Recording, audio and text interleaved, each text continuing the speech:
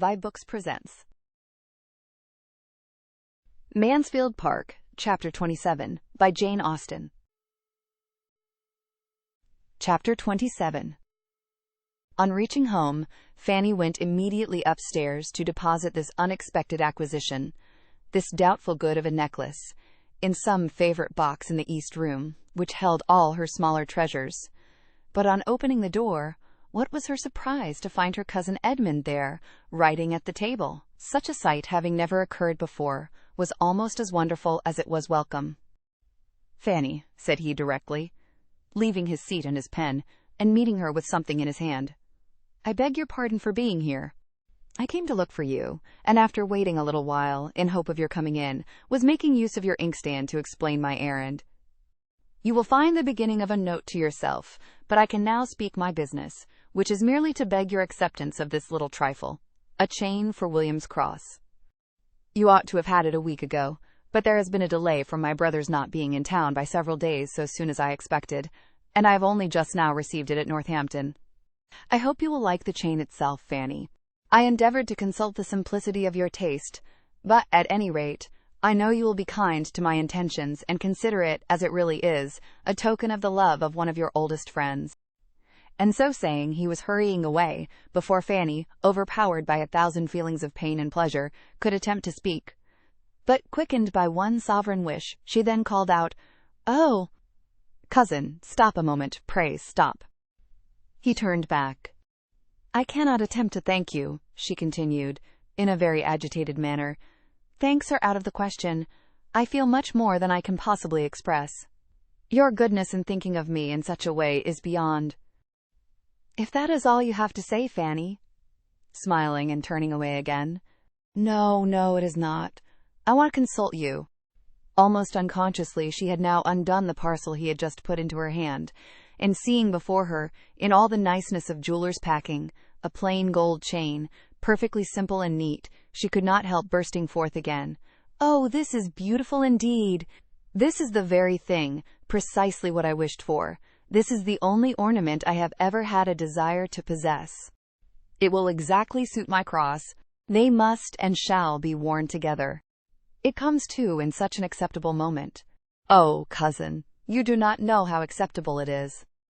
"My dear Fanny, you feel these things a great deal too much.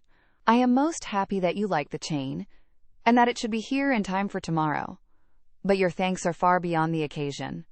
Believe me, I have no pleasure in the world superior to that of contributing to yours. No, I can safely say, I have no pleasure so complete, so unalloyed. It is without a drawback."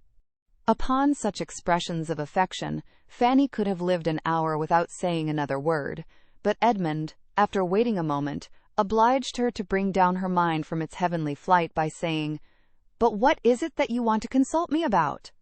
It was about the necklace, which she was now most earnestly longing to return, and hoped to obtain his approbation of her doing.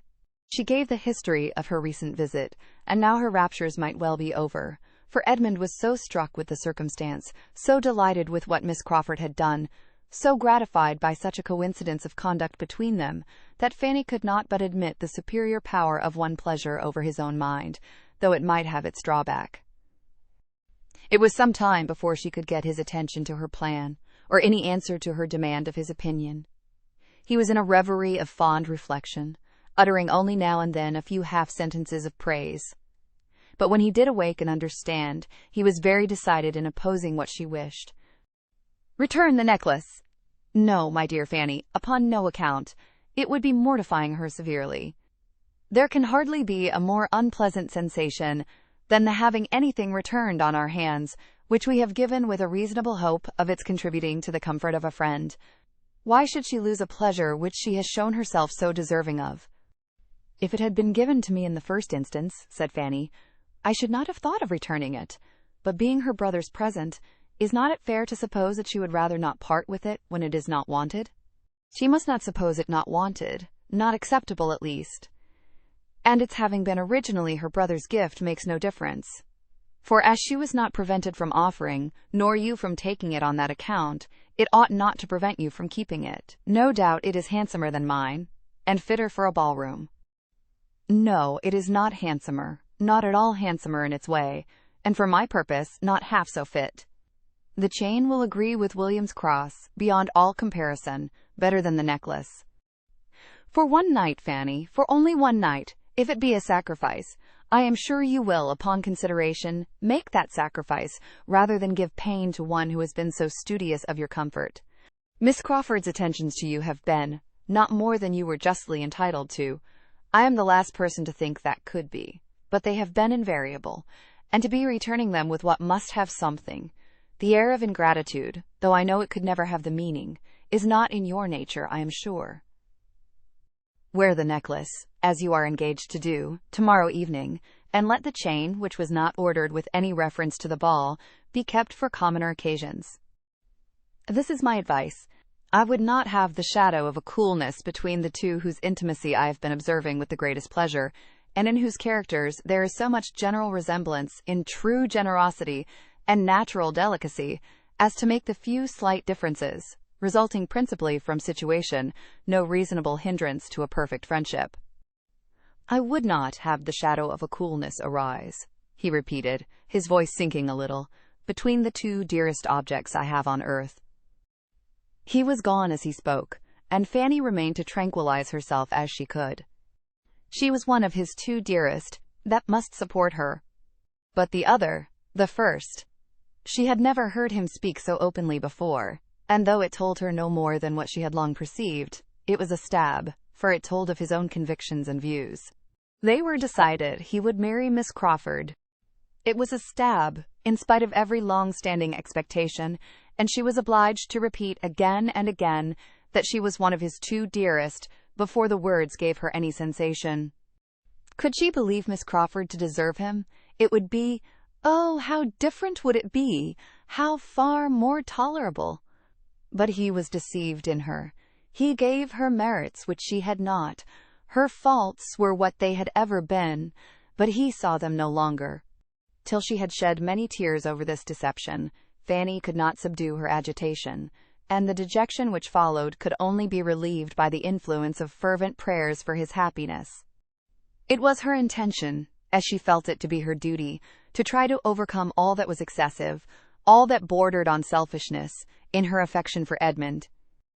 To call, or to fancy it a loss, a disappointment, would be a presumption for which she had not words strong enough to satisfy her own humility. To think of him as Miss Crawford might be justified in thinking would in her be insanity. To her he could be nothing under any circumstances, nothing dearer than a friend. Why did such an idea occur to her, even enough to be reprobated and forbidden? It ought not to have touched on the confines of her imagination.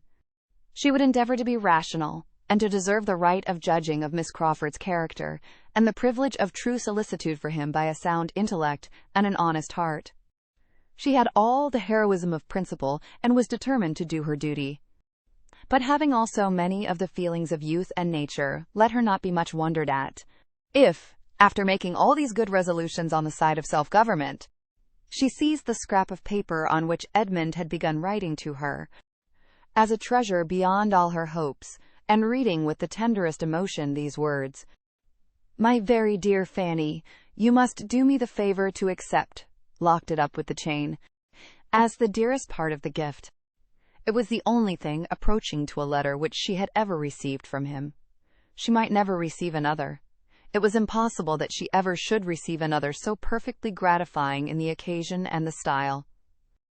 2 lines more prized had never fallen from the pen of the most distinguished author, never more completely blessed the researches of the fondest biographer. The enthusiasm of a woman's love is even beyond the biographer's. To her, the handwriting itself, independent of anything it may convey, is a blessedness. Never were such characters cut by any other human being as Edmund's commonest handwriting gave. This specimen, written in haste as it was, had not a fault, and there was a felicity in the flow of the first 4 words, in the arrangement of "my very dear Fanny," which she could have looked at forever. Having regulated her thoughts and comforted her feelings by this happy mixture of reason and weakness, she was able in due time to go down and resume her usual employments near her Aunt Bertram, and pay her the usual observances without any apparent want of spirits. Thursday, predestined to hope and enjoyment, came, and opened with more kindness to Fanny than such self-willed, unmanageable days often volunteer, for soon after breakfast a very friendly note was brought from Mr. Crawford to William, stating that as he found himself obliged to go to London on the morrow for a few days, he could not help trying to procure a companion, and therefore hoped that if William could make up his mind to leave Mansfield half a day earlier than had been proposed, he would accept a place in his carriage. Mr. Crawford meant to be in town by his uncle's customary late dinner hour, and William was invited to dine with him at the Admiral's. The proposal was a very pleasant one to William himself, who enjoyed the idea of traveling post with 4 horses, and such a good-humored, agreeable friend, and, in likening it to going up with dispatches, was saying at once everything in favor of its happiness and dignity which his imagination could suggest.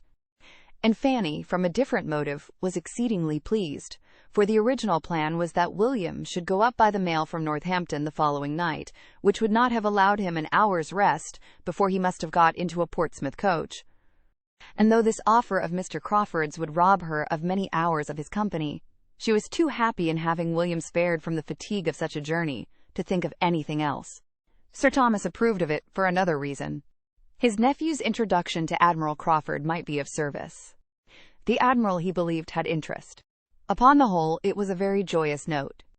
Fanny's spirits lived on it half the morning, deriving some accession of pleasure from its writer being himself to go away. As for the ball, so near at hand, she had too many agitations and fears to have half the enjoyment and anticipation which she ought to have had, or must have been supposed to have by the many young ladies looking forward to the same event, in situations more at ease, but under circumstances of less novelty, less interest, less peculiar gratification, than would be attributed to her. Miss Price, known only by name to half the people invited, was now to make her first appearance, and must be regarded as the queen of the evening. Who could be happier than Miss Price? But Miss Price had not been brought up to the trade of coming out, and had she known in what light this ball was, in general, considered respecting her, it would very much have lessened her comfort by increasing the fears she already had of doing wrong and being looked at. To dance without much observation, or any extraordinary fatigue, to have strength and partners for about half the evening, to dance a little with Edmund, and not a great deal with Mr. Crawford, to see William enjoy himself, and be able to keep away from her Aunt Norris, was the height of her ambition, and seemed to comprehend her greatest possibility of happiness. As these were the best of her hopes, they could not always prevail, and in the course of a long morning, spent principally with her 2 aunts, she was often under the influence of much less sanguine views.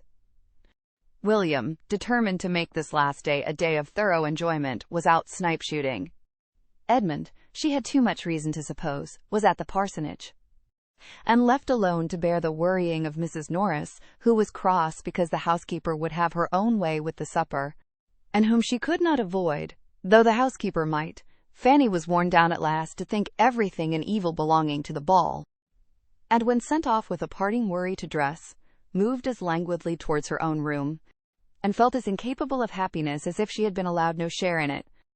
As she walked slowly upstairs, she thought of yesterday. It had been about the same hour that she had returned from the parsonage, and found Edmund in the east room. "Suppose I were to find him there again today," said she to herself, in a fond indulgence of fancy. "Fanny," said a voice at that moment near her. Starting and looking up, she saw, across the lobby she had just reached, Edmund himself, standing at the head of a different staircase. He came towards her. "You look tired and fagged, Fanny. You have been walking too far." "No, I have not been out at all." "Then you have had fatigues within doors, which are worse. You had better have gone out." Fanny, not liking to complain, found it easiest to make no answer, and though he looked at her with his usual kindness, she believed he had soon ceased to think of her countenance. He did not appear in spirits. Something unconnected with her was probably amiss. They proceeded upstairs together, their rooms being on the same floor above. "I come from Dr. Grant's," said Edmund presently. "You may guess my errand there, Fanny." And he looked so conscious that Fanny could think but of one errand, which turned her too sick for speech. "I wish to engage Miss Crawford for the 2 first dances," was the explanation that followed, and brought Fanny to life again. enabling her, as she found she was expected to speak, to utter something like an inquiry as to the result. "Yes," he answered. "She is engaged to me, but," with a smile that did not sit easy, "she says it is to be the last time that she ever will dance with me. She is not serious. I think, I hope, I am sure she is not serious, but I would rather not hear it. She never has danced with a clergyman, she says, and she never will. For my own sake, I could wish there had been no ball just not this very week, this very day. Tomorrow I leave home." Fanny struggled for speech and said, "I am very sorry that anything has occurred to distress you. This ought to be a day of pleasure. My uncle meant it so." "Oh, yes, yes, and it will be a day of pleasure. It will all end right. I am only vexed for a moment. In fact, it is not that I consider the ball as ill-timed. What does it signify? But, Fanny," stopping her by taking her hand and speaking low and seriously, "you know what all this means. You see how it is, and could tell me, perhaps better than I could tell you, how and why I am vexed. Let me talk to you a little. You are a kind listener. I have been pained by her manner this morning, and cannot get the better of it. I know her disposition to be as sweet and faultless as your own, but the influence of her former companions makes her gives to her conversation, to her professed opinions, sometimes a tinge of wrong. She does not think evil, but she speaks it in playfulness, and though I know it to be playfulness, it grieves me to the soul." "The effect of education," said Fanny gently. Edmund could not but agree to it. "Yes, that uncle and aunt, they have injured the finest mind. For sometimes, Fanny, I own to you, it does appear more than manner. It appears as if the mind itself was tainted." Fanny imagined this to be an appeal to her judgment, and therefore, after a moment's consideration, said, "If you only want me as a listener, cousin, I will be as useful as I can, but I am not qualified for an adviser. Do not ask advice of me. I am not competent. You are right, Fanny, to protest against such an office, but you need not be afraid. It is a subject on which I should never ask advice. It is the sort of subject on which it had better never be asked, and few, I imagine, do ask it, but when they want to be influenced against their conscience. I only want to talk to you. One thing more. Excuse the liberty, but take care how you talk to me. Do not tell me anything now, which hereafter you may be sorry for. The time may come." The color rushed into her cheeks as she spoke.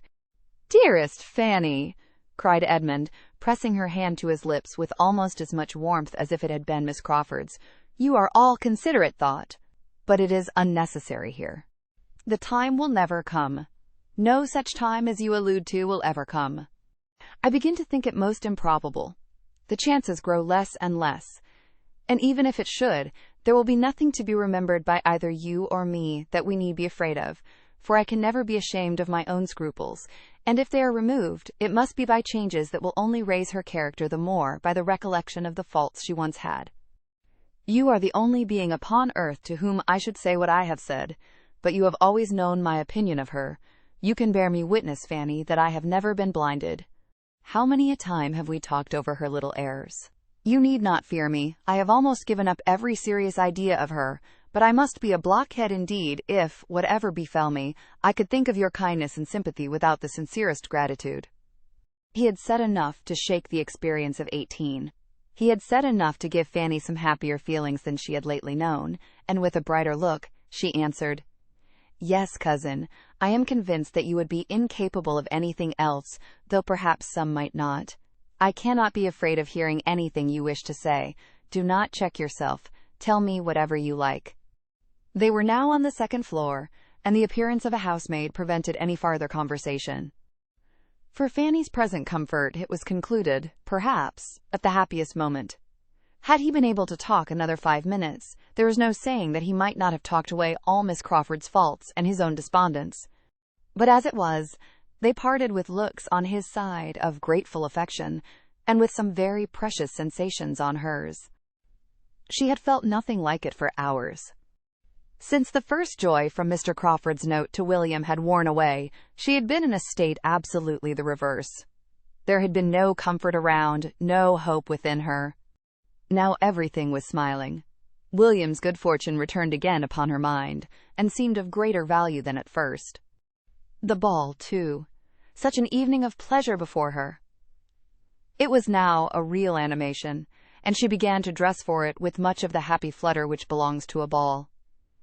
All went well. She did not dislike her own looks, and when she came to the necklaces again, her good fortune seemed complete, for upon trial the one given her by Miss Crawford would by no means go through the ring of the cross. She had, to oblige Edmund, resolved to wear it, but it was too large for the purpose. His therefore must be worn, and having, with delightful feelings, joined the chain and the cross, those memorials of the two most beloved of her heart, those dearest tokens, so formed for each other by everything real and imaginary, and put them round her neck, and seen and felt how full of William and Edmund they were, she was able, without an effort, to resolve on wearing Miss Crawford's necklace too. She acknowledged it to be right. Miss Crawford had a claim, and when it was no longer to encroach on, to interfere with the stronger claims, the truer kindness of another, she could do her justice even with pleasure to herself. The necklace really looked very well, and Fanny left her room at last, comfortably satisfied with herself and all about her. Her Aunt Bertram had recollected her on this occasion with an unusual degree of wakefulness. It had really occurred to her, unprompted, that Fanny, preparing for a ball, might be glad of better help than the upper housemaids, and when dressed herself she actually sent her own maid to assist her, too late, of course, to be of any use. Mrs. Chapman had just reached the attic floor, when Miss Price came out of her room completely dressed, and only civilities were necessary, but Fanny felt her aunt's attention almost as much as Lady Bertram or Mrs. Chapman could do themselves. Thank you for tuning in to vibeBooks. We hope you enjoyed this journey. Please consider liking, commenting, and subscribing to our channel. Check out our playlist or explore vibeBooks for more classic stories. Until next time, happy listening!